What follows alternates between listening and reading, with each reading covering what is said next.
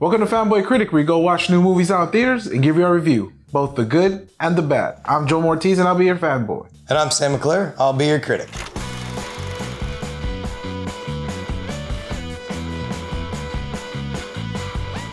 Guy Ritchie is back into his own element of doing like British gangster movies. None of that Aladdin bullshit or Knights of the Round Table bullshit. He's back to being a true gangster, which is where he's supposed to be.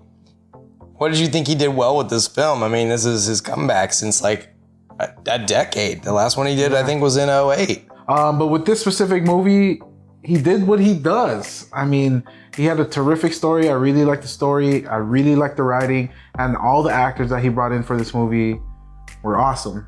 I think my favorite part was Matthew McConaughey. Maybe because he was the only one I could kind of understand. The only American. Yeah, all the other accents, I mean, there was so much, I guess, slang that they had there. Sometimes I'd be like, what are they even talking about? But I'm still not going to take away from the writing. The writing was really good. I really liked a lot of the scenes in there. And the action. I love how he always like, well, he throws like a joke every now and then boom, some kind of action scene comes in. And I love that because you go from a laugh to, oh shit, that just happened. And that was really good. Yeah. Guy Ritchie does what he does. He made a really good film and I really enjoyed it. And all the characters were really good. Yeah, I mean, this is Guy Ritchie's like milieu. This is what he does. I think this is really what he was meant to do. I know he tried to branch out and do some other movies. And most of those movies I haven't particularly cared for, but he has a flair for this. The writing is really on point. The pacing, I think the structure is really on point. Yeah. He's kind of missing out. He has this like unreliable narrator that he never really cashes in on. He's got this narrator narrating a good 3/4 of the movie. And the whole time the guy is proven to be kind of a out there, kind of wacky guy who doesn't necessarily have all his ducks in a row. We don't ever get the payoff for him being a shitty narrator. He actually is a shitty narrator who happens to be right about things. I think there were a lot of great things. I think Charlie Hunnam he's a TV actor. He should not be in movies. I love you, Charlie Hunnam, but you stick to TV. I think you're great there. And I think that's where you should be, because I don't think you work on the big screen. I think Matthew McConaughey, they just made his character American because they probably heard him try to do a British accent and they're like, you know what? He's American now. It's fine. I mean, Matthew McConaughey's acting was good.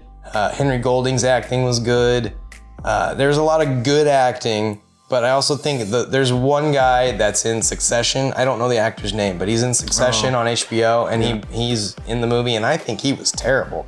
He was sort of supposed to play a villain or an antagonist of sorts, and he was not antagonistic. He wasn't menacing. He wasn't scary. I was like, the whole time, I was like, this twerp is about to get bumped off by any strong breeze that comes along. But Hugh Grant, I haven't seen Hugh Grant in anything in forever. And he killed it. He stole every scene. Colin Farrell killed it. Yeah. So there was a lot of great acting. There's a lot of very interesting twists and turns. I guess my biggest criticism is it feels like a Guy Ritchie movie, but like any of the other Guy Ritchie movies. Like it didn't stand out among, that crowd. On the scale from love to anger and everything in between, what is it? Where is it at for you? I'm gonna go with amazed. I was actually amazed at this film.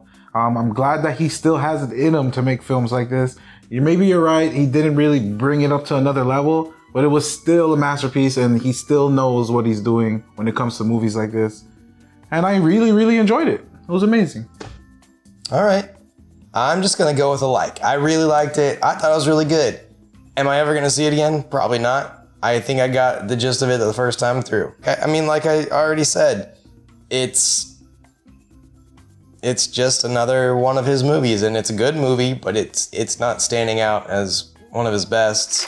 Thank you, fanboys and critics, for watching. Make sure to like, subscribe, leave a comment below, share, do all the things that help us stand out among the YouTube crowd, and we'll see you in a few weeks for Birds of Prey.